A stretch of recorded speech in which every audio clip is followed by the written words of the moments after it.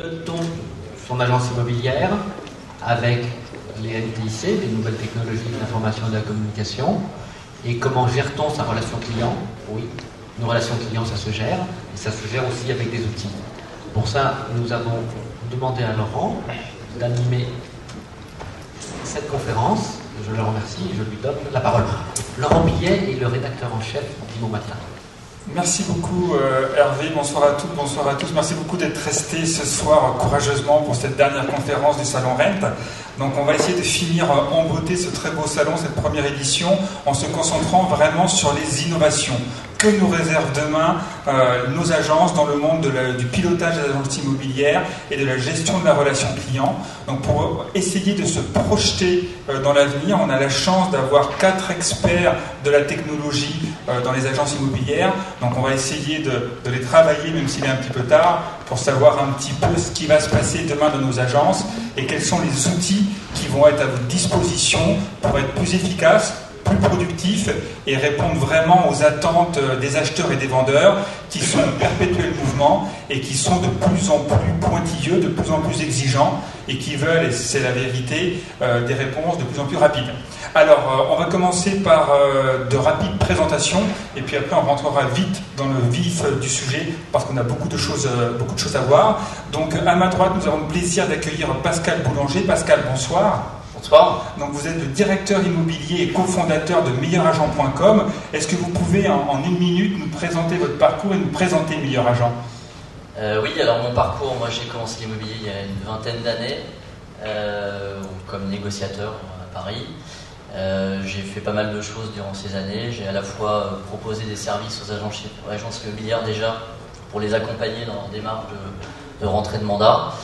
Ensuite, j'ai travaillé dans le monde du diagnostic immobilier, donc je travaillais encore beaucoup avec les agences immobilières qui étaient des prescripteurs. Et en 2008, j'ai lancé le projet avec mes 3 associés, le projet meilleursagents.com. Alors pour les personnes qui ne connaissent pas, en 2 mots, Meilleur Agent, c'est quoi? Alors meilleursagents.com, on a créé la société en février-mars 2008. Le site était en ligne en septembre 2008. En fait, nous, on accompagne les agences dans cette mutation qui est en train de se produire aujourd'hui. Le mode de consommation des Français dans l'immobilier est vraiment en train de se transformer. 90% des gens qui ont un projet immobilier à l'achat ou à la vente commencent par le web et en fait, on est l'outil qui permet aux agences de leur apporter à la fois de la visibilité et aussi de les mettre en contact avec des propriétaires qu'on a identifiés. Et on apporte plusieurs choses. On apporte notamment pour les internautes de la transparence sur les prix, parce qu'on a créé un outil d'estimation en ligne qui est devenu une référence, puisque aujourd'hui on peut estimer n'importe quel type de bien, maison, appartement, partout en France. Et on apporte également de la transparence assez particulière sur les agences immobilières, puisqu'on met en avant les agences avec leurs performances, leurs performances de vente, les choses qu'elles ont vendues, leurs équipes, les avis clients, donc tout un tas de choses qu'on va peut-être développer plus tard. Exactement, c'est vrai que la partie avis est très intéressante et on va y revenir. Et avant de passer la parole à Charles Kabilik, le président d'AC3, est-ce que vous pouvez nous dire en quelques chiffres sur Meilleur Agent, combien de personnes, combien de clients, combien de visites sur votre site? En quelques chiffres, en termes de visites, on est à 1 million de visiteurs uniques mensuels. On était 4 en 2008, on est à peu près une centaine de personnes aujourd'hui. On a à peu près 600 agences partenaires réparties, une grosse partie en Ile-de-France et dans les gros bassins, les grosses villes françaises, c'est-à-dire région Rhône-Alpes, PACA, région Sud-Ouest, Grand Ouest. Voilà, et l'objectif, c'est de développer dans les principales grandes villes françaises. Merci beaucoup Pascal, c'est vrai qu'à travers ces années, Meilleur Agent s'est démarqué justement par ses produits innovants, donc on a hâte de voir un petit peu le retour de vos clients et ce que vous avez dans les cartons pour les prochains mois. Donc à vos côtés, on a le plaisir d'accueillir Charles Kabilik. Charles, bonjour. Bonjour. Donc vous êtes le président d'AC3. Est-ce que vous pouvez nous présenter en quelques mots votre parcours et l'activité d'AC3? Mon parcours, moi je viens d'un milieu qui n'est pas très aimé des gens immobiliers, je viens de la banque au départ, mais alors j'ai eu la chance de créer la première banque en Europe en ligne, à une époque où il n'y en avait pas. Et en 2004, j'ai souhaité voler de mes propres ailes et créer donc AC3 qui est devenu aujourd'hui un des éditeurs en France de logiciels pour les réseaux et pour les agences isolées. Et on est à peu près aujourd'hui 54 salariés sur AC3. et quelques filiales spécialisées qu'on a créées l'année dernière, l'année d'avant, pour aller se spécialiser sur les nouvelles technologies, parce qu'on se rend compte que ce qui est très dur dans un métier, c'est d'innover par le métier lui-même. C'est très rare qu'on remette en cause ses propres process. Donc on allait chercher ailleurs, à l'étranger, dans d'autres thématiques métiers, des idées pour les transposer à leur métier. Aujourd'hui, vous avez combien de clients? Alors aujourd'hui, on doit avoir 4500 agences qui travaillent avec nous à peu près en France. Alors, je vois qu'il y a quelques patrons de réseau à la salle, François, Olivier et d'autres. Des clients historiques de Bretagne qui sont venus de très loin, parce qu'on est basé à Brest, et donc le hasard a fait que progressivement on s'est déplacé vers l'ensemble de la France. Donc on a la chance aujourd'hui d'avoir un panel à la fois d'agences isolées et d'agences franchisées ou coopératives, et de pouvoir ressentir un peu le marché, son évolution depuis maintenant 10 ans. Merci beaucoup, cher Kevin. En tout cas, on peut déjà féliciter nos 2 premiers intervenants, parce qu'en cette période un petit peu noire sur le thème de l'emploi, on a des entreprises, des startups françaises qui créent de l'emploi en France. Plus de 150 emplois à créer à vous deux. Donc bravo et puis bonne continuation. Sur ma gauche, j'ai le plaisir d'accueillir François Gagnon, qui est le président d'ERA Europe et ERA France. François, bonjour. Bonjour. Merci beaucoup d'avoir accepté notre invitation ce soir pour cette table ronde sur le pilotage des agences immobilières. Est-ce que vous pouvez nous présenter aussi un petit peu votre parcours, et pour ceux qui ne connaissent pas, même si tout le monde connaît ERA, nous décrire un petit peu l'implantation de ERA en France? Avec plaisir, merci. Mon parcours, j'ai démarré dans l'immobilier en tant que négociateur aux États-Unis au départ, et puis ensuite je fais ça rapide. J'ai eu l'opportunité de venir en France en 1995 pour démarrer le réseau ERA justement en France, et qui est en Europe, qui était le premier pays européen où ERA s'est implanté. ERA aujourd'hui, on a plus de 350 agences en France, un peu plus de 1000 agences en Europe, et ce qui représente à peu près 6000 négociateurs au niveau européen, grosso modo, et à peu près 1200, 1500 en France. Alors, si vous avez accepté notre invitation, c'est que l'innovation vous tient à cœur. Absolument. Pour vous, pourquoi déjà l'innovation est importante pour un réseau comme ERA? Pourquoi l'innovation est importante? C'est que l'innovation, c'est l'avenir, c'est le futur, c'est que l'immobilier passe premièrement de contact à contact, de personne à personne, ça c'est numéro 1, ça ne changera jamais. L'avantage de vieillir, ce qui est mon cas, c'est que je me rappelle très bien quand on m'avait expliqué que si on ne faisait pas un 36-15 ERA, on était pour mourir, et que d'ailleurs le 36-15 justement était pour détruire le métier d'agent immobilier. Alors, ce qui n'a pas été le cas. Ce qui n'a pas été le cas, le Minitel a disparu, et la vie continue, ce qui est exactement ce qui se produit sur l'immobilier en France, et partout dans le monde d'ailleurs. Par contre, ce qui est important, c'est de comprendre que la technologie, c'est l'outil de l'avenir avec lequel on doit arriver à maîtriser, non seulement pour les consommateurs, les acquéreurs, les vendeurs, mais pour nous en tant que professionnels. Parce que ça va être très intéressant de voir avec le panel qui compose notre table ronde, c'est de voir un petit peu la vision entre les éditeurs qui sont par nature très innovants et puis des réseaux d'agences, comment ces innovations, on peut les faire adapter et adopter par les agents, quel que soit un petit peu leur niveau de compétence dans les nouvelles technologies. Merci beaucoup François. Donc à vos côtés, pour finir cette présentation, nous avons le plaisir d'accueillir David Martin, qui est directeur des opérations du développement au Québec de Century 21 Canada. Donc merci d'être venu de très loin pour cette table ronde. Est-ce que vous pouvez nous présenter votre activité au Québec et nous décrire un petit peu votre parcours? J'ai débuté comme agent immobilier il y a près d'une quinzaine d'années. J'ai fondé une société, une franchise, Century 21, avec un certain succès que j'ai revendu, et j'ai depuis travaillé. Je travaille depuis 8 ans maintenant au CHSCA comme directeur des opérations. Je fais principalement du coaching, de l'accompagnement de franchisés, et je suis impliqué aussi dans le développement des outils technologiques pour les adapter à la réalité sur le terrain pour les franchisés et les agents immobiliers. Et aujourd'hui, Century 21 Canada au Québec, c'est combien de franchisés? Au Canada, c'est près de 450 bureaux avec un peu plus de 9000 agents immobiliers. Merci beaucoup David. Donc on va pouvoir commencer cette table ronde et se pencher un petit peu sur les innovations. Donc si vous le voulez bien, cette table ronde va être composée en 3 temps. Le premier temps, on va se concentrer sur les innovations pour le pilotage des agences immobilières. Ensuite, nous verrons les innovations pour la gestion de la relation client. Et en troisième partie, en guise de conclusion, on se penchera sur le retour sur investissement. Parce que c'est vrai que c'est joli de parler d'innovation, on peut se faire plaisir, on peut innover, mais après concrètement, comment on les met en place, quel est le retour sur investissement dans vos agences. C'est vrai qu'aujourd'hui, chaque euro doit être dépensé avec soin. Donc ça serait intéressant de voir parmi toutes les innovations dont on va parler, celles qui sont les plus directement applicables et les plus rentables. Donc sur le pilotage des agences immobilières, on va pouvoir donner la parole, je pense, à des agents immobiliers. Puis François, si vous voulez bien démarrer. Non, on a des consultants qui sont sur le terrain qui, obligatoirement, en faisant partie de leur travail, doivent avoir le contact, le réflexe avec les agences, de regarder pour que les données soient bien inscrites. Ce qui n'est pas fait automatiquement, qui a besoin d'être fait manuellement, que le travail a besoin d'être fait. Et au fur et à mesure, avec le temps, c'est quelque chose que l'on s'aperçoit qui ne prend pas tellement de temps que ça. C'est pas vraiment contraignant, c'est simplement une habitude que les gens n'ont pas et une habitude qu'ils ont besoin de prendre pour pouvoir justement prendre ces données et avoir ces informations de façon à pouvoir bien gérer le réseau et de pouvoir bien gérer ce qui se passe dans les agences. Merci beaucoup François. Donc justement, Charles, vous êtes fournisseur de technologie. Quels sont un petit peu les indicateurs que vous demandent vos clients pour pouvoir suivre l'actualité et le pilotage des agences immobilières? Moi, ce que je veux dire, c'est qu'il y a 3 à 4 ans, on ne demandait rien. Quand je dis rien, on en fournissait beaucoup plus que les gens en attendaient. Et c'est en train de changer fortement. Et c'est en train de changer parce que le métier est un peu plus dur, parce que le métier, on essaie de le comprendre, il change vite. Et les indicateurs deviennent de plus en plus essentiels.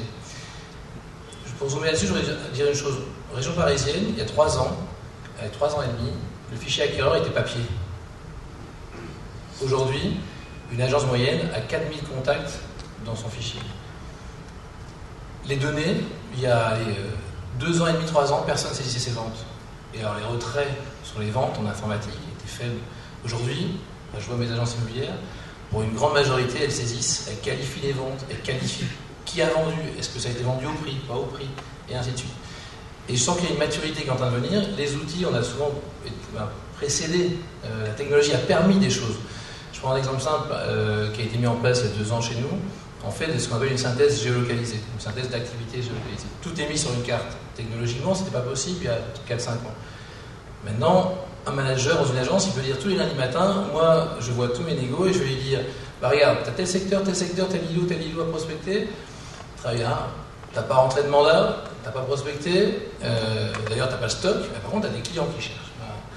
Et à l'inverse, avec la chance qu'on a aujourd'hui, qui est pour moi une chance, c'est que depuis 2 ans, les agences travaillent ensemble.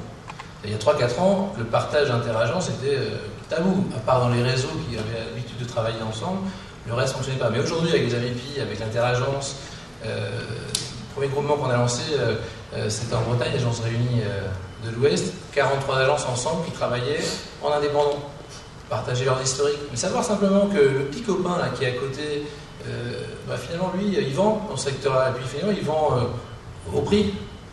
C'est un super outil de management. Et je pense qu'en termes d'outils, aujourd'hui, on a les moyens de faire beaucoup mieux que ce que vous avez, même pour l'instant, encore besoin. Et je pense sincèrement qu'avec la géologue, avec les outils mobiles que l'on a, tout à l'heure, on parlait avec François de suivi d'activité des négociateurs. Une vraie question que tout patron d'agence se pose. Ouais. La première remarque qu'on a de l'agence immobilière quand elle voit un logiciel, c'est qu'elle se dit, moi, j'ai pas envie que mes négos soient toute la journée derrière un outil. Mais c'est clair, c'est la vraie remarque. Les négos n'ont pas à être derrière un outil toute la journée.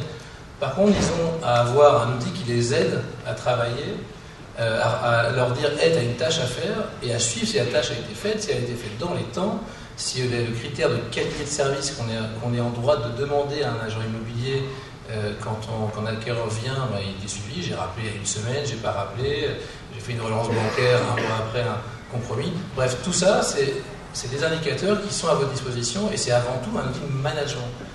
Et après, on ne changera pas les hommes. Si le management est réellement opérationnel dans une agence, ça va super bien marcher. Et on voit que de plus en plus, c'est le cas. On voit de plus en plus d'agences où il y a des réunions hebdo, de suivi d'activité, de ratios, etc. Et là, à ce moment-là, on appuie sur un bouton et on a les données sans avoir besoin de passer du temps sur des rapports. Alors, nous, on allait un peu plus loin que ça. Historiquement, on faisait des rapports d'activité à un tableau de bord, ça. Maintenant, on a donné la possibilité aux agents de faire ce qu'on appelle des rapports personnalisés automatiques. C'est que si moi, mon dada, c'est le mandat exclusif, que toutes les semaines, je reçoive le rapport des qui a rentré le mandat exclusif, quel négo est le meilleur, etc. Et puis j'affiche mon rapport dans l'agence, parce qu'il n'y a rien de mieux que d'afficher au mur les comparaisons entre les gens, parce que ça crée une forme d'émulation.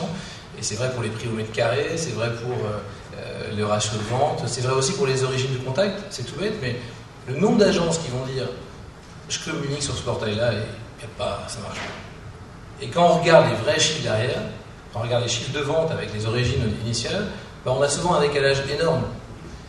Vous avez des portails leaders nationaux, tout le monde pense que si on s'en passait, c'est de la bérésina, et puis finalement il ne se passe rien. Moi, j'ai vécu à Rennes, pour ne pas citer, il y a 2 ans, un agent immobilier qui m'a dit moi, financièrement, je suis au bout.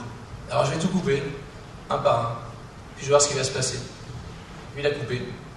Puis il s'est rendu compte que finalement, il y a des sommes qui coupaient, il ne se passait rien. Mais il aurait fait ça 3 ans avant, ses négos lui auraient dit mais t'es fou. Il l'a fait, il a mesuré et il a eu des résultats. Et aujourd'hui, je pense que ça, on est obligé, dans notre modèle économique et dans la situation financière qui est l'immobilier d'aujourd'hui, d'avoir les outils de mesure pour affiner les coûts de revient et pour avoir des commissions qui puissent être adaptées au marché et gagner notre vie, quoi. Merci beaucoup pour ces exemples très concrets, très pratiques. Ça suscite beaucoup de questions. On reviendra, Charles, avec vous juste après.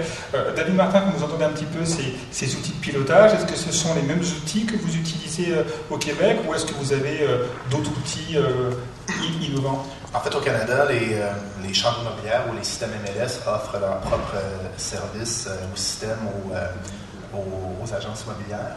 Et nous, comme bannière, ce qu'on fait, c'est qu'on arrime notre système, notre tableau de bord.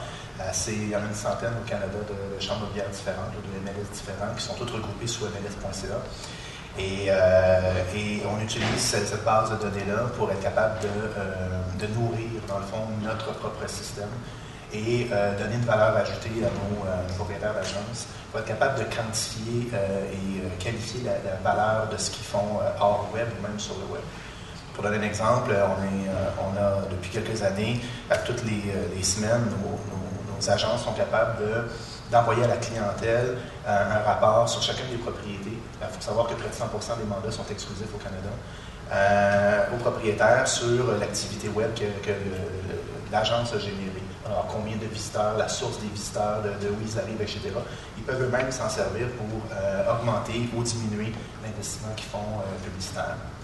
L'autre chose qu'on fait aussi, c'est qu'on est en mesure, nos dirigeants d'agence, nos agences immobilières sont en mesure, comme ça, d'évaluer, si on parle d'un cycle, exemple, de 6 semaines, entre le moment où l'acheteur commence à regarder sur le web et le moment où il achète, on est capable d'évaluer les variations comme ça du consommateur avant qu'il achète pour orienter les forces de vente dans un secteur donné sur un type de propriété et une catégorie de prix. Donc, on est beaucoup plus efficace et l'inventaire roule beaucoup plus vite de cette façon-là. Donc, on est capable d'anticiper ce qui va se vendre à l'avance pendant le cycle de vente grâce à la source qu'on va chercher d'informations. Donc là, c'est vraiment de la prévision dans le pilotage. Oui, complètement. Ben oui, parce que dans le fond, ça leur permet d'être beaucoup plus efficaces et d'orienter la force de vente sur une catégorie de propriété qui est présentement visitée sur le web en anticipant que dans le cycle de vente donné de cette région-là, ça va se vendre. Ouais. Donc la question de la motivation des agents pour remplir les informations dans les bases de données, est-ce que vous l'avez aussi au Canada? En fait, on l'avait par le passé parce qu'il y avait une double entrée, c'est-à-dire que l'agent immobilier était obligé de faire sa saisie, on appelle ça nous saisie à la source, pour l'envoyer sur le système MLS, parce qu'il a l'obligation de le faire contractuellement lorsqu'il signe le mandat, parce que quand même le mandat exclusif, il est obligé de l'envoyer sur le MLS local. Donc il y avait l'obligation de le faire. Par contre, le MLS n'était pas obligé de nous envoyer l'information parce que c'était à nous de nous adapter à leur règlement interne.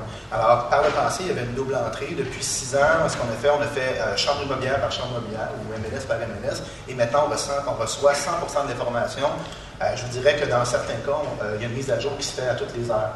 D'accord, donc c'est très, très rapide. Ouais. Et ça nous permet de donner plus d'informations aux consommateurs en donnant plus d'informations aux consommateurs de meilleure qualité, on garde le consommateur captif à l'intérieur de notre réseau beaucoup plus longtemps et donc on augmente le ROI de nos systèmes. C'est très intéressant cette fidélisation. Pascal Boulanger, chez Meilleur Agent, quels sont un petit peu les outils innovants que vous proposez pour aider vos agents à piloter leur activité? Alors, on en a plein. Déjà, moi, je partage ce que disaient mes camarades ici. Évidemment, pour piloter une action commerciale, il faut avoir un suivi, une traçabilité pour avoir des reportings et des indicateurs pour savoir où on va, est-ce qu'on va dans le bon sens ou pas. C'est évident qu'on ne peut pas piloter une équipe commerciale et avoir des résultats si on n'a pas un suivi sérieux.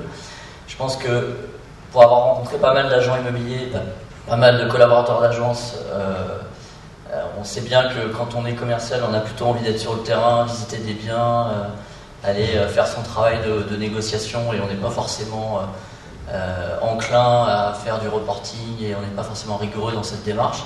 En revanche, c'est évident qu'il faut le faire. Et je pense que tous les outils embarqués type mobilité avec iPhone, iPad et toute la série qui va avec, je pense que c'est une des clés, une des réponses aussi au fait de pouvoir permettre à des collaborateurs assistés en sortant d'une visite, de faire un compte rendu d'activité en 3 clics, de faire un compte rendu d'estimation sur un iPad en quelques clics avec des outils embarqués. Nous, on met à disposition de nos agences pas mal d'outils comme ça, d'estimation et de suivi. Donc ça, je pense que c'est l'avenir et c'est quasi incontournable. Je pense que l'agent immobilier moderne de demain sera avec son outil embarqué sur son iPad ou son iPhone, ça me paraît évident. Nous, de notre côté, Meilleurs Agents, on a mis en place évidemment des outils. Alors c'est un peu différent parce que on apporte un flux de business de dossiers. On présente en fait des propriétaires vendeurs qu'on a identifiés sur notre site. On les présente à des agences immobilières qu'on a sélectionnées. Comme je disais tout à l'heure, on a à peu près 600 agents dans les différentes régions de France. Et en fait, nous, on va regarder ce que les agences font avec ce flux de dossiers. Et on a créé un indicateur qui permet de croiser deux stades qui sont la rentrée et la sortie de mandat. Ce qui est important pour nous, c'est une agence qui est capable de bien rentrer des mandats, mais aussi de bien les sortir. Parce que bien rentrer des mandats, même peut-être en exclusivité trop cher, c'est pas forcément rendre un service au propriétaire. Donc ce qui est important pour nous, c'est que l'agence sache rentrer des bons mandats, être juste sur le prix, être capable d'expliquer pourquoi le prix est celui-ci et pourquoi pour le propriétaire c'est important de se mettre au bon prix. Donc une agence qui est capable de rentrer un mandat au bon prix et ensuite être capable de le travailler.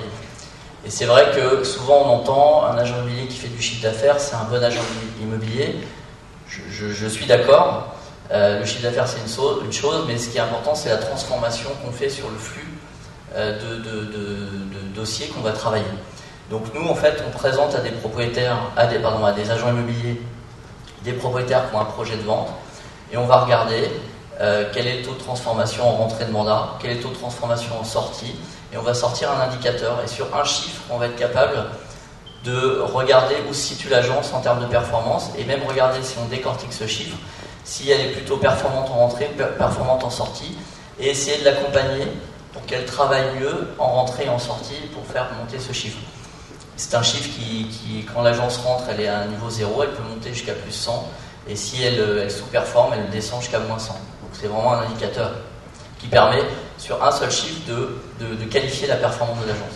Et le travail de nos équipes, Meilleurs Agents, avec nos partenaires agents, c'est de piloter notre portefeuille d'agents et de regarder par rapport à ce chiffre, décortiquer ce chiffre, essayer de comprendre ce qui se passe et encore une fois accompagner les agences pour monter ce niveau de performance et aussi essayer de comprendre chez les meilleurs ce qui se passe. Pourquoi ? Parce qu'on a constaté aussi que dans certains secteurs on a des agences qui surperformaient et d'autres qui étaient moins performantes. Essayer de comprendre sur le même secteur, le même marché avec les mêmes types de clients pourquoi on a des écarts de performance. Donc c'est notre travail aussi. Et de faire témoigner, c'est des choses qu'on fait aussi régulièrement. C'est pas de la techno, mais c'est de l'animation. On va réunir les agences par bassin d'activité et on va essayer de faire brainstormer tout le monde pour essayer de comprendre pourquoi il y en a un qui surperforme, l'autre pas, et essayer de travailler là-dessus. Et cet indicateur est le déclencheur de tout ce travail d'animation qu'on met en place. Merci beaucoup. C'est vrai qu'on voit que le métier d'agent immobilier est vraiment en train de changer. On parle de plus en plus de ratios, de tableaux de bord. On se tient très très scientifique. François Gagnon, on a beaucoup parlé du mobile. Est-ce que vous y croyez? Est-ce que c'est une tendance importante pour le pilotage des agences immobilières? C'est important non seulement pour le pilotage, mais c'est important pour l'avenir de l'immobilier, parce que de plus en plus que l'on constate, de plus en plus de connexions sont faites soit par mobile ou tablette ou tout ce que vous voulez qui n'a rien à voir avec un ordinateur fixe.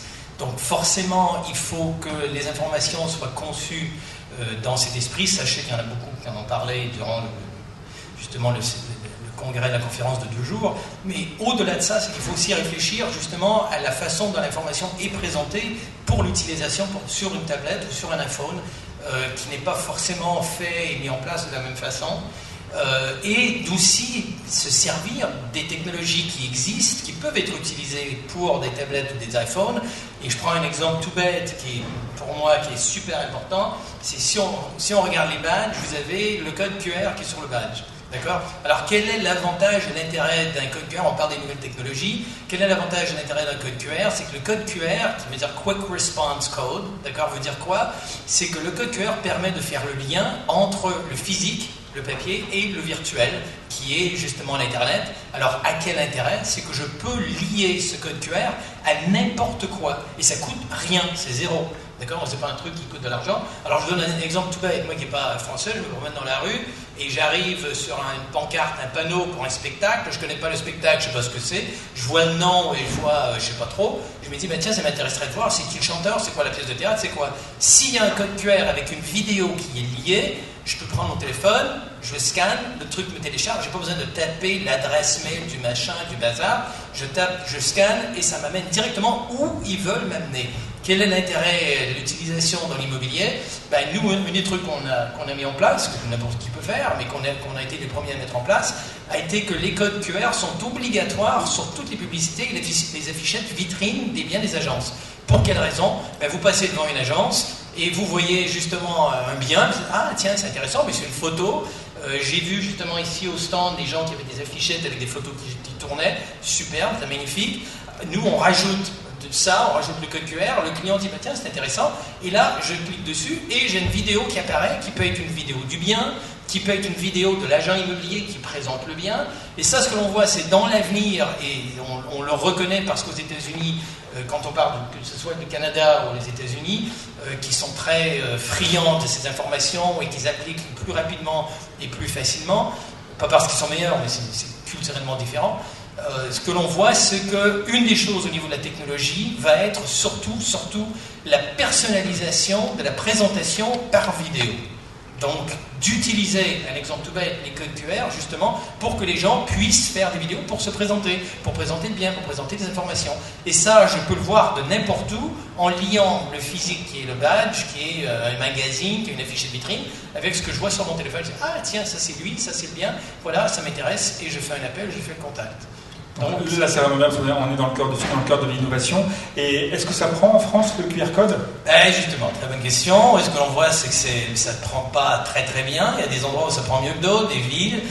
Il y a des pays en Europe où ça prend mieux que d'autres parce que culturellement, les gens sont plus poussés naturellement à cette technologie. Si je prends le cas des Hollandais qui, eux, sont obsédés, mais vraiment obsédés avec l'efficacité, ce qui est très rigolo, c'est qu'on parle souvent de l'accueil. On dit, vous allez dans une agence immobilière, il faut offrir un café, asseyez-vous, qu'est-ce que vous cherchez, machin. Donc en France, ça c'est génial. Vous faites ça en Hollande, le gars fait demi-tour, il s'en va.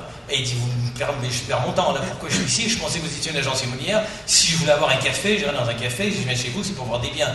J'en ai rien à foutre de vous m'offrir un café. Donc, différences culturelles. Donc, toutes ces utilisations informatiques, on peut dire, sont très rapidement utilisées dans certains pays. Dans d'autres pays, tels que l'Espagne, tels que la Grèce, tels que l'Italie, tels que la France, ça met un peu plus de temps à se mettre en place. Les QR codes, par exemple. Alors, est-ce que, quelque part, les QR codes vont pas éventuellement disparaître? Peut-être. Parce qu'ils vont passer leur utilité, il y aura quelque chose de nouveau, sans même qu'ils auront été appliqués. Mais, alors, c'est vrai que ça met un certain temps à se mettre en place. Et ça qui est intéressant dans l'innovation, c'est de voir un petit peu les différents apprentissages suivant les pays, suivant les usages.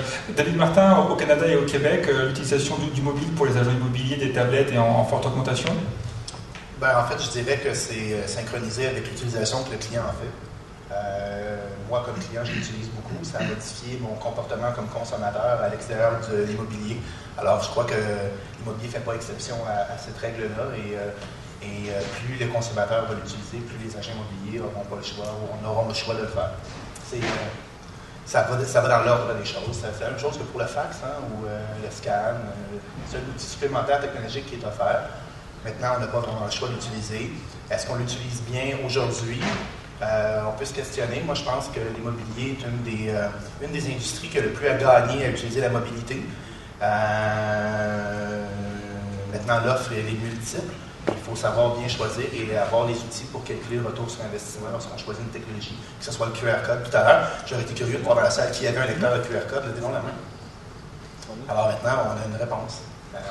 Ce qui est déjà très bien. Ce qui était là, mais il faut savoir qu'ici, on a une salle de early adopters. C'est des gens ici qui utilisent plus facilement les nouvelles technologies. Donc, dans le fond, je pense que la réponse, c'est le consommateur qui est là, c'est pas à nous. Dans le fond, ce que nous, on en pense, c'est très peu pertinent que, dans le fond, poser la question au consommateur et voir s'il l'adopte ou non. Et s'il ne l'adopte pas, ben, vous trouvez d'autres choses. Merci beaucoup, David Martin. Donc, on va clôturer cette première partie sur le pilotage de l'agence et les idées fortes que l'on peut retenir. Oui, allez-y. Je vais juste ajouter un truc que je n'ai pas dit tout à l'heure. Il y a un des outils fabuleux aussi pour piloter la performance des agences, c'est les avis clients. Alors justement, oui, je vais parler de la relation client, mais à la différence de la transition. Oui, parce qu'effectivement, aujourd'hui, on l'a vu dans d'autres industries, dans le voyage, dans plein d'industries, ça arrive dans l'immobilier depuis quelques temps. Bon, nous, évidemment, on l'a mis en place, et c'est un outil fabuleux pour jauger la qualité du collaborateur. Là, on est plus sur de la qualité que sur de la quantité, on est moins sur des chiffres, mais plus sur de la qualité.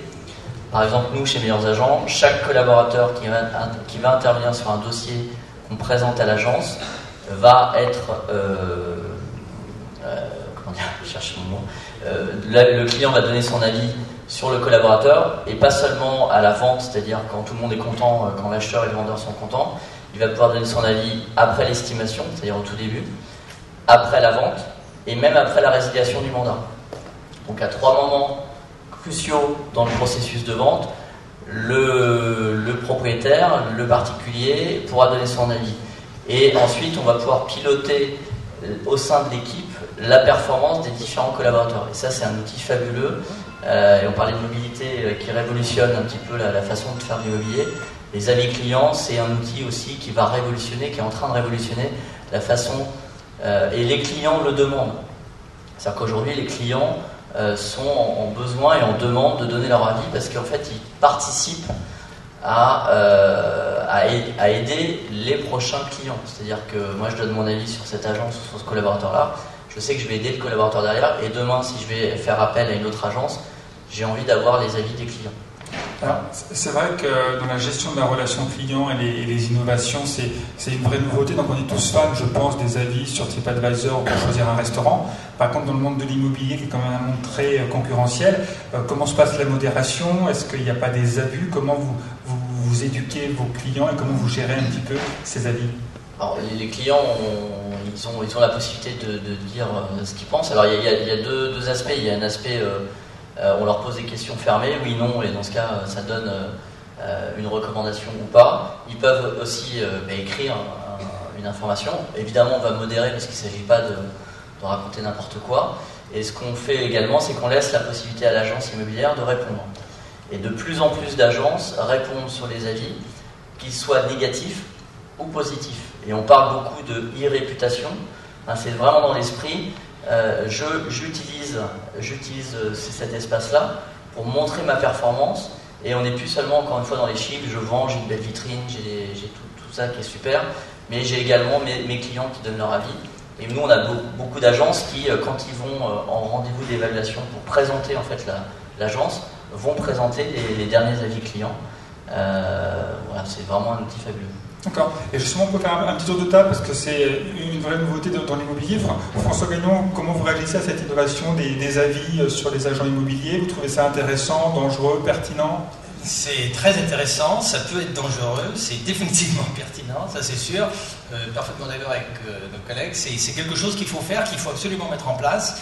Et nous, ce qu'on a fait, parce qu'on l'a testé de différentes façons, alors il faut toujours se méfier des avis qui sont mis, parce que parfois, on va avoir le collègue qui est fâché après lui, qui dit oui, mais il a dit, il a fait. Bon, alors pour modérer le truc, ce qu'on fait, c'est qu'on note des notes globales, nous, aux agences et aux négociateurs, basées sur un plus grand nombre d'informations. Alors s'il y a, je dis n'importe quoi, 50 transactions, ben évidemment, s'il y en a 2-3 qui sont complètement faussées, ben c'est pas 2-3 qui vont totalement fausser la note sur les 50 différentes. Et à ce moment-là, on va se retrouver avec une moyenne qui va être réellement la moyenne de l'agence, et non pas simplement une qui va dire, bah, il m'a piqué de l'argent, c'est mauvais, l'agence est nulle, et je ne sais trop quoi.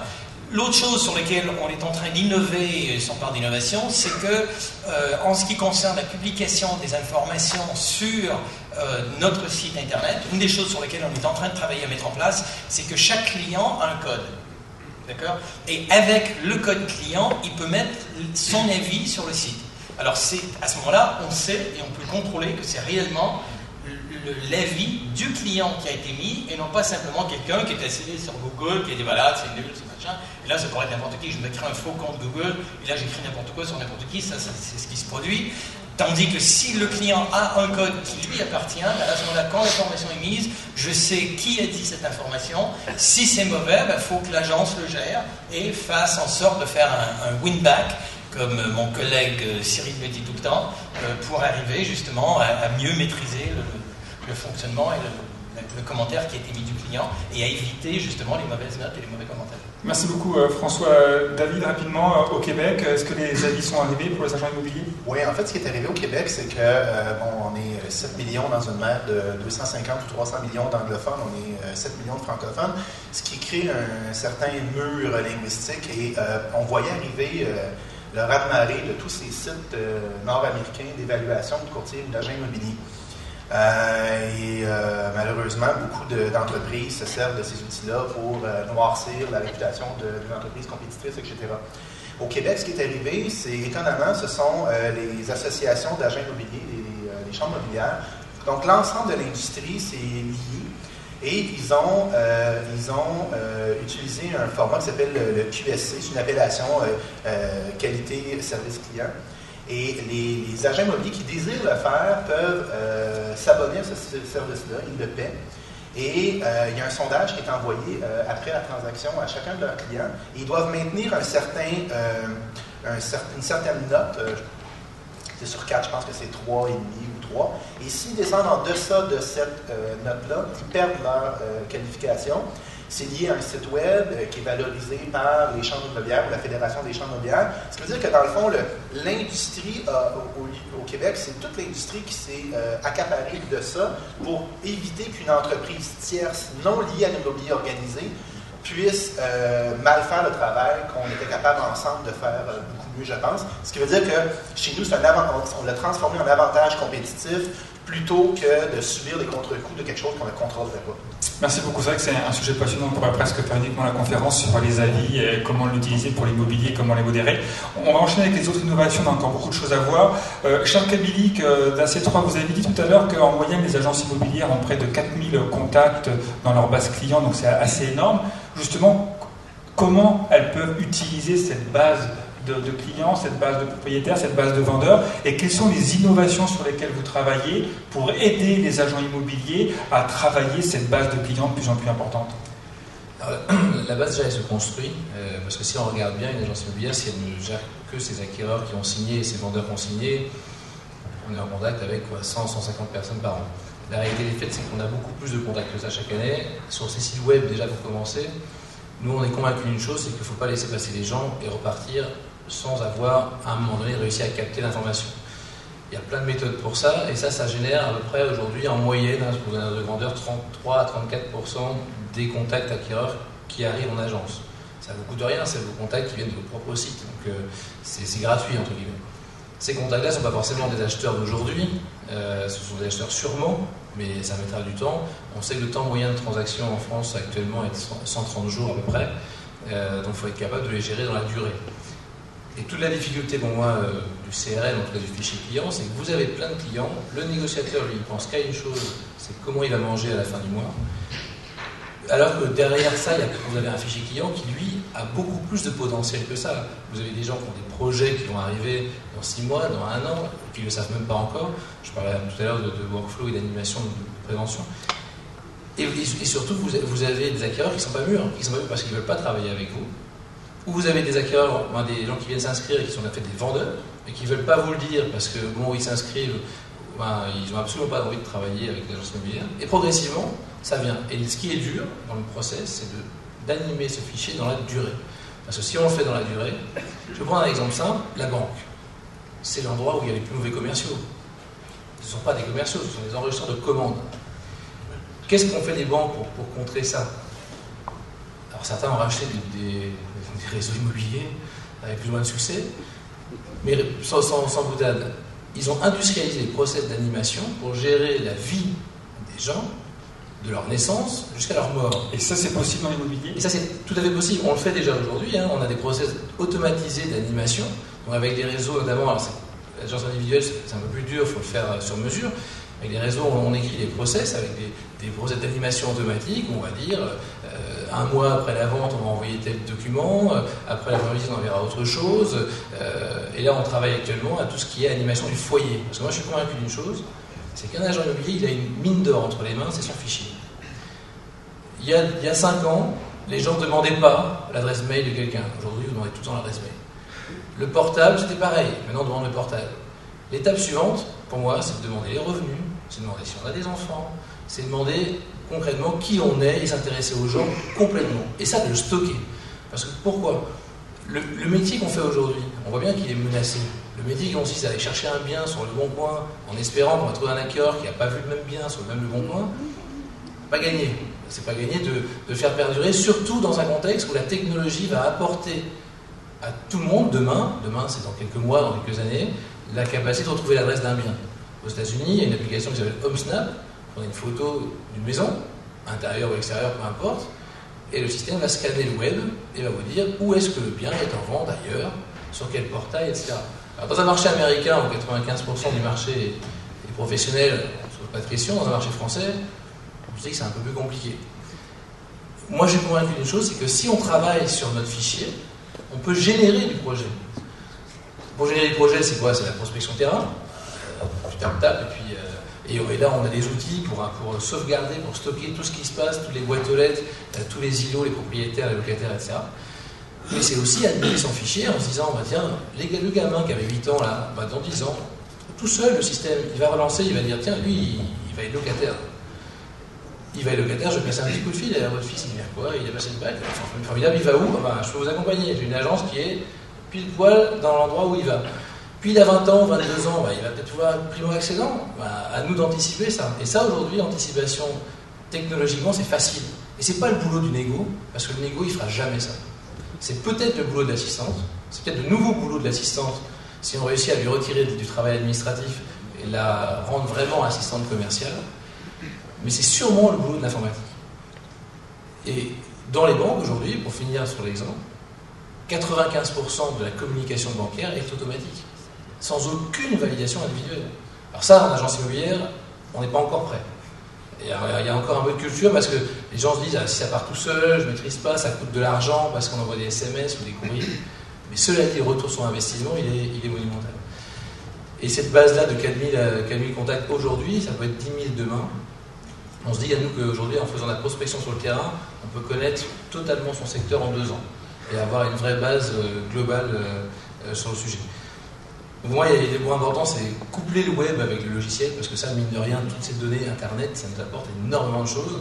Et puis, c'est travailler sur le mobile aussi. Alors, je voudrais juste rebondir sur la partie mobile. Le mobile, c'est important parce que nos clients y vont, mais c'est aussi super important parce que c'est un outil formidable pour nos négociateurs.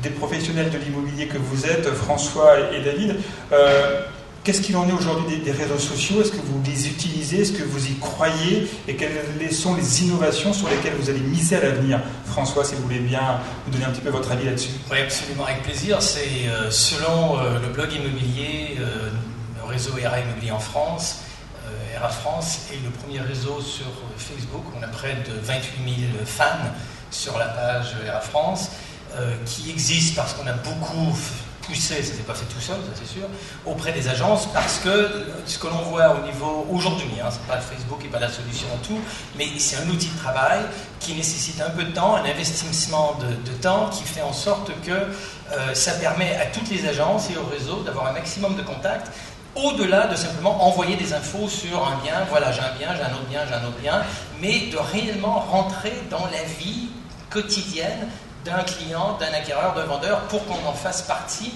non pas uniquement au moment où il veut vendre, où il veut acheter, mais tout le temps, parce qu'on y met différentes informations, des informations ludiques, des informations pratiques, des choses techniques, des biens éventuellement, bien sûr, mais de façon justement à inciter cet échange, ce contact, et on s'efforce de faire énormément de travail pour faire très attention à ce que les agents s'y mettent, et d'encourager les agences à avoir leur page agence, les négociateurs qui ont leur page pour eux, négociateurs, et nous, en tant que réseau, on a une page pour le réseau sur lesquelles on communique. Et d'ailleurs, quand on fait un mailing dans la newsletter qu'on envoie plusieurs fois dans l'année, dans laquelle on a une base de données de 300 000 adresses mail qui ont été récupérées, non pas parce qu'on a acheté une base de données, mais parce qu'on a récupéré les adresses mail une par le travail des négociateurs sur le terrain qui ont récupéré les adresses. On leur envoie justement les infos sur la page Facebook en disant connectez-vous sur Facebook, et on voit systématiquement que le nombre augmente parce qu'on leur envoie l'opportunité de venir chercher des informations sur la page Air France. Et les agences font la même chose et les négociateurs font pareil. Donc c'est réellement les réseaux sociaux. Il était une fois, c'était les filles de 12 ans qui s'envoyaient des photos de leur chat. C'est vrai, c'est plus le cas aujourd'hui. Et quand on voit le nombre de personnes qui s'y contactent, l'âge des personnes qui contactent et la croissance que ça représente, c'est très très important, et c'est un énorme contact à maintenir auprès des clients. Merci beaucoup, je pense qu'on a plein de pistes là pour améliorer au quotidien. Il va malheureusement déjà l'heure de conclure, c'est vrai que c'est... Oui, si, je vous donne la parole pour conclure. C'est passé très très vite, on a vu plein de points. On va vous donner la parole, comme ça vous pourrez poser quelques questions à nos experts. Donc pour conclure justement, David Martin, je vous laisse le mot de la fin. Est-ce que vous pouvez nous dire un petit peu, vous, comment vous utilisez les réseaux sociaux et quelles sont les innovations sur lesquelles vous travaillez? En étant au Québec, en Amérique du Nord, on est vraiment directement lié avec le marché américain. Moi, je vous dirais qu'il y en a beaucoup, des réseaux sociaux, il y en a même trop. Il y a des agents immobiliers qui tentent de les utiliser tous. Et le message qu'on tente de transmettre, c'est on est mieux d'en faire moins, mais de bien le faire. L'autre chose, pour les agents immobiliers, le problème, c'est que beaucoup d'agents immobiliers, en fait, je pense que c'est toute industrie confondue. Faut pas, le consommateur veut voir une partie de notre vie privée sur les réseaux sociaux pour nous humaniser. Le problème, c'est de peut-être rien faire sur les réseaux sociaux qu'on ne ferait pas à l'épicerie le samedi matin. Malheureusement, c'est pas autant une belle ou une bonne utilisation.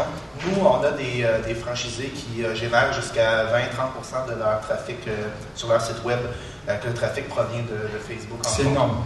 C'est énorme. Par contre, ils y consacrent beaucoup de temps. On essaie de convaincre nos franchisés d'avoir des gens dédiés aux réseaux sociaux en agence. C'est un investissement. Par contre, il faut avoir le retour sur l'investissement et il faut être capable aussi d'avoir les mesures, les capacités de mesurer le retour sur l'investissement du trafic qui est généré par un ou un autre réseau social. Alors, c'est pas tout d'avoir un grand nombre de gens qui nous aiment sur Facebook. Encore faut-il que ces gens-là soient géographiquement situés à tant de kilomètres de l'agence où nous on est, parce que dans le fond, c'est aussi une confirmation virtuelle de ce qu'on fait bien dans le domaine réel.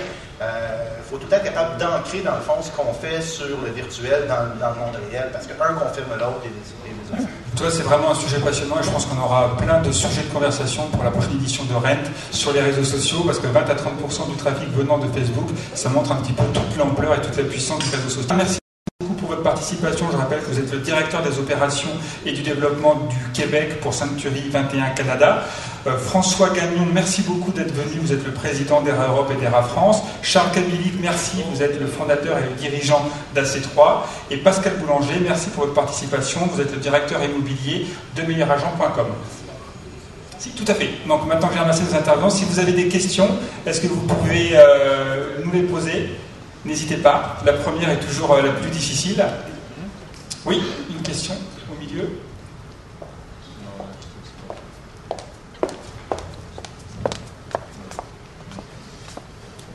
Bonjour, Jean-Philippe Blanche, Solvimo Paris. J'étais très intéressé par le débat de Charles Kabilik concernant la base client. Je crois que c'est vraiment effectivement l'avenir pour les agences immobilières, c'est notre fonds de commerce, on va dire. Par contre, à contrario, je constate quand même qu'aujourd'hui, les clients sont de moins en plus volatiles, de moins en moins fidèles. Je crois que c'est une génération qui arrive aujourd'hui, génération X, Y, tout ce qu'on peut dire. Et que fidéliser le client à travers des adresses email, quand on voit qu'aujourd'hui on est inondé d'emails, que la plupart partent dans les spams, comment vous voyez justement cette gestion client à travers des données en fait finalement qui ne sont pas finalement très fiables? Merci beaucoup. Oui. Je voudrais juste donner 2 éléments de réponse. Taux d'ouverture de mail en France, 19%. Aujourd'hui, on est à 19% d'ouverture.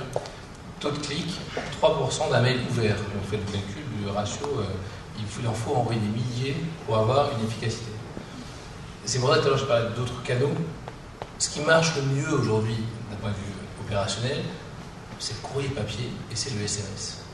En réalité, aujourd'hui, dans nos agents immobiliers, très peu l'utilisent. Pourtant, dans nos outils, on a mis en place de la mise sous pli automatique pour que les courriers partent tout seuls. On a mis en place de l'envoi d'SMS en masse. C'est vrai que ça a un coût. C'est un coût qui n'est pas zéro. Mais par contre, ça a une efficacité. Et c'est vrai que, et je voudrais revenir sur un deuxième point, c'est la volatilité. Aujourd'hui, on ne peut plus faire confiance sur la fidélité d'un client ou sur la durée d'un client. On zappe, on est une génération zapping. Et d'ailleurs, il y a des acquéreurs, moi je vois souvent, d'ailleurs, on fait des analyses des sorties de mandat et qui a acheté, etc. Et on voit souvent qu'il y a des négociateurs qui disent celui-là, c'est pas un acheteur. C'est pas un acheteur. Et 3 semaines plus tard, ou un mois plus tard, on apprend qu'il a acheté. Et on ne va se fier absolument pas ni à l'information perçue, ni à la fidélité. Et pour changer ça, moi je crois beaucoup à ce que disait Victor, il faut être en mode push, en mode je suis engagé, c'est à moi d'aller vers mes clients, c'est à moi d'aller chercher mon business, et on n'est plus dans un mode où les gens vous appellent, vous rappellent quand ils sont contents, vous rappellent quand ils ont pris leur décision. C'est à nous d'aller chercher l'information. Merci beaucoup, Charles. David, vous voulez ajouter quelque chose rapidement? 2 petits trucs. Au niveau de la base de données, je suis d'accord à dire que je peux avoir fait il y a 15 ans 100 transactions par année. Si j'ai jamais entretenu le contact avec ces gens-là, il est clair que ma base de données à la revente vaut 0. Par contre, si j'ai un système automatisé à l'interne qui me dit, comme agent immobilier, sur mon téléphone cellulaire, mon mobile, dans mon calendrier, David, n'oublie pas d'aller rencontrer tel client aujourd'hui, tel client, et j'ai accès de mon mobile à l'historique de ma transaction d'il y a 15 ans, je deviens efficace, et 15 ans plus tard, quand je vends ma base de données, je suis capable de démontrer que j'ai entretenu un dialogue constant, authentique avec ma base de clientèle, je suis capable de la revendre. Elle a une valeur. Mais le travail doit être de 2 choses, et automatisé, et avoir sur le terrain l'implication du professionnel de la vente. Deuxième chose, concernant les textos, nous on a fait un truc vraiment tout simple. On s'est rendu compte que le consommateur, par courriel, ne laisse aucune trace. Je suis sûr que tout le monde a essayé de demander à un client potentiel de nous laisser son numéro de téléphone pour le rappeler, etc. Sur les sites web, nous, au Canada, c'est un peu différent. Chacun de nos agents immobiliers, les 9000, ont un site web privé avec une adresse URL dédiée. Et il y a tout le temps ces formulaires-là à remplir pour plus d'informations ou entrer en contact. Ce qu'on a fait il y a quelques temps, on a mis un gros icône où c'est écrit « Textez-moi » ou « Envoyez-moi un texto ». Et quand le consommateur appuie là-dessus, il peut envoyer un texto directement sur le mobile du client qui est en ligne sur son ordinateur. Mais parce qu'on demande un numéro de téléphone, le consommateur, lui, il comprend la nécessité de laisser une trace d'un numéro de téléphone pour que le professionnel immobilier le recontacte. Notre ROI a augmenté considérablement grâce à cette innovation-là que un de nos fournisseurs technologiques nous a proposé. C'est une solution toute simple qui fait 2 choses, qui au lieu d'essayer de convaincre le consommateur de faire quelque chose qu'il ne veut pas faire, on l'accompagne dans une direction qu'il lui-même a choisie. Donc on a écouté le consommateur et on l'accompagne dans cette direction-là avec un résultat très probant pour l'instant. Est-ce que ça va fonctionner longtemps? Je ne le sais pas. Mais l'idée, c'est qu'au moins présentement, on sait que ça fonctionne. Merci beaucoup. Hervé? Merci. Alors pour conclure, nous avons souhaité donner la parole à des exposants qui ont des innovations à présenter sur cette thématique. Chacun 1 minute 30, s'ils peuvent se rapprocher de la scène. Et ensuite, voilà.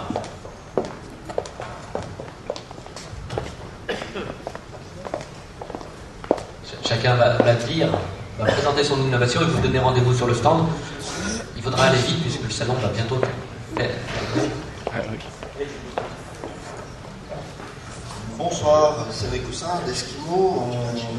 On présente aujourd'hui les tout débuts d'une plateforme d'échange de données pour l'immobilier, échange de données documentaires à valeur probante, puisqu'aujourd'hui, vous l'avez mentionné tout à l'heure, je ne vais pas parler de l'aspect CRM, mais de l'aspect documentaire. Un agent immobilier perd énormément de temps et d'énergie à aller chercher des signatures, envoyer des documents, tracer l'information sur l'aspect administratif. Donc nous, on s'est associé à une société qui est tiers de confiance, qui fait partie de la dizaine de tiers de confiance aujourd'hui en France, qui est tiers de confiance sur du coffre-fort numérique, de la signature électronique de documents et toute la chaîne de documentaire avec la génération de process documentaires. Donc on envoie un mail, ça crée une notification, des relances automatiques, des envois avec de l'authentification sécurisée au même titre que ce qui se passe quand vous faites une déclaration d'impôt. On reçoit un SMS, on a un code. Ce code est un certificat unique qui garantit derrière par validation documentaire, un eurodatage, une sécurisation des données, et ça permet de tracer, d'accélérer énormément tout l'aspect flux documentaire. Aujourd'hui, c'est en dehors de l'immobilier, il y a à peu près 650 000 clients utilisateurs de la solution, c'est 12 500 entreprises clientes, et on démarre aujourd'hui cet aspect purement immobilier avec une solution qui s'appelle Deskimo. Vous pouvez télécharger notre livre blanc dédié à l'aspect numérisation et dématérialisation de l'agence numérique sur deskimo.com. Vous trouverez un certain nombre d'informations, c'est-à-dire que zéro papier et surtout beaucoup plus d'activité et de temps passé pour votre valeur ajoutée qui est de travailler avec vos clients. Merci beaucoup. On est tous persuadés que la dématérialisation de l'ensemble des procédures immobilières est sûrement un des points clés de l'avenir. Jim, Imo Dating. Compliqué. Donc, Jim Hershkovitz, Imo Dating. On a beaucoup parlé de la relation client aujourd'hui, finalement, dans la vente, dans les transactions de vente. Des choses dont on n'a pas beaucoup parlé, finalement, c'est dans l'administration de biens. Or, c'est une relation long terme qui s'établit entre un locataire et son administrateur de biens, qui peut d'ailleurs être valorisée. Mais ce qu'on constate, et ce qu'on a constaté qui nous a poussé à créer cette société, c'est que les administrateurs de biens sont face à une énorme quantité de tâches administratives qui les empêche finalement d'aller au-delà de, parfois, pour les dossiers de là commencer, qui les pousse finalement à gérer du papier parfois, et plus qu'elles ne l'aimeraient. Alors ce qu'on fait, pour vous résumer un peu ce qu'on fait plus clairement, c'est qu'on permet aux agences immobilières de collecter des dossiers de location complètement de manière électronique. Ça veut dire quoi? Un bouton qui s'installe sur le site Vera ou d'autres clients, on ne travaille pas avec nous, mais on a des réseaux, on est suisse à l'origine, et qui permet après que le dossier rentre complètement dans le flux de données de l'agence immobilière. Et là où c'est pour moi extrêmement intéressant dans cette discussion, c'est qu'une fois que cette personne est même juste candidat, qui peut être refusé après, une fois qu'il rentre et qu'on a toutes ces informations depuis combien il gagne, combien ses enfants, enfin tout, ça devient un client à part entière qui peut rentrer dans tout le flux sur la génération du bail, que ce soit sa satisfaction à 6 mois, tout plein de choses sur cette relation client, et puis surtout faire gagner du temps aux agences immobilières qu'elles peuvent après utiliser pour les relations avec les propriétaires et autres. Donc voilà, on est exposant ici, et puis on est heureux d'être là. Ouais, merci. Écoutez, moi je suis locataire et je viens donc de passer par l'étape de recherche, et je peux vous dire que c'est une bonne idée. Antoine Crière. Bonsoir, je suis le dernier, mais pas le plus mauvais. Ubiflow, on est connu, on est leader de la multidiffusion d'annonces en France. On multidiffuse toutes les annonces de l'immobilier, neuf, ancien, sur le net. Une fois que toutes ces annonces sont multidiffusées, ça rapporte des contacts. Ces contacts, la nouveauté, c'est qu'on va les recentraliser pour les fournir au même format et les réintégrer dans les logiciels que vous utilisez et dont vous avez parlé aujourd'hui, CRM, outils métiers, etc. Et on les resynchronise en réconciliant les données. C'est-à-dire qu'on va détecter la possibilité de détecter les doublons, de détecter si un nouveau contact était déjà dans la base et donc c'est une nouvelle demande de quelqu'un entrant, etc. Donc multidiffusé, c'est très important. Recentraliser les contacts, c'est la nouveauté. Donc, je vous invite à aller voir notre site Ubiflow. Vous serez recontacté normalement sous 1 heure, si tout va bien. Et voilà, pour le prix d'un café par jour, vous aurez une solution de contact manager. À bientôt. Merci à tous. Merci à toi Laurent d'avoir animé. Merci à vous d'être venu du Canada. Merci François. je dois dire, c'est une première édition, donc tous ceux qui ont accepté de participer, qui sont engagés il y a 3 mois, alors ils n'avaient aucune idée s'il y aurait 2 ou 3 personnes dans la salle, ils nous ont beaucoup encouragés et accompagnés. Merci, s'il vous plaît, applaudissez-les.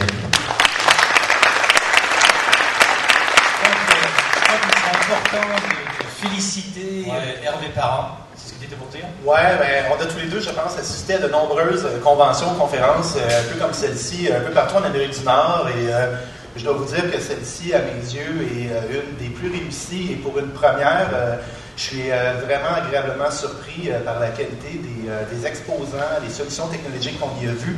Et je peux vous garantir que l'année prochaine, il va y avoir beaucoup plus d'intervenants et d'exposants du Canada parce que j'ai fait des découvertes ici de solutions facilement adaptables en Amérique du Nord et hyper intéressantes et pertinentes. Vous avez qualité de ce que vous faites. Vraiment, là, un gros bravo.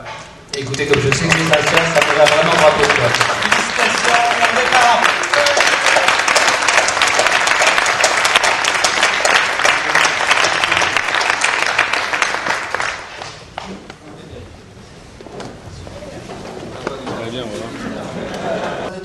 Effectivement, pour l'évaluation des biens, pour avoir des références, parce qu'en France, l'évaluation, la seule méthode qui est reconnue par les tribunaux, c'est la comparaison, et il faut donc avoir des éléments de comparaison.